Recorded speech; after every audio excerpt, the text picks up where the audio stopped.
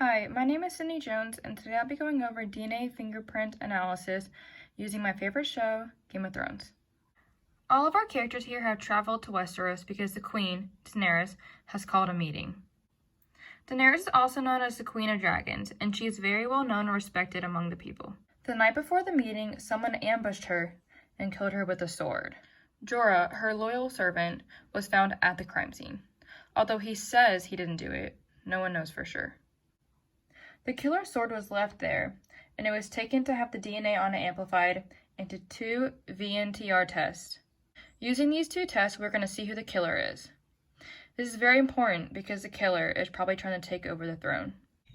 Here are our results, and this is our VNTR locus 1. When doing this, we must remember that the suspect is excluded from leaving the piece of evidence at the crime scene if they don't match exactly at every single locus. So this is our fingerprint from the sword that we found, which is the killer's evidence. Now, when we start at Dany, none of hers match up, so she cannot be the killer, of course.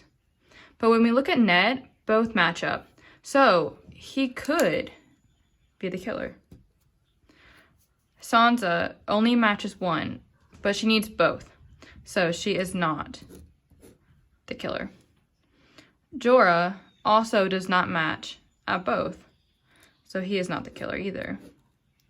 And lastly, Tyrion does match at both, so he could be the killer. Now we have our VNTR locus 2, so we're going to do the same exact process. Dany, we knew from last time, was not the killer. Ned possibly was the killer from last time. So we look at it again, and he matches up for both. So he probably is the killer. Sansa was excluded from last time, so we know she's not the killer. Jorah matches both, but last time he was excluded, so he's not the killer. And we need to look at Tyrion because last time he matched up at both, but this time he doesn't, so he's not the killer. This leaves Ned to be our killer, and he's probably going to try to take over the throne now that he's killed Dany. Now, let's look at one more thing, and we're going to look at the parent and child relationship on here. And a child must receive 1 allele from the mother and 1 allele from the father, and we can see that here. Sansa is Ned's daughter, and we can see that because she receives 1 allele here. Now, let's look at the other VNTR locus. Again, she's receiving 1 allele, so he is probably her father.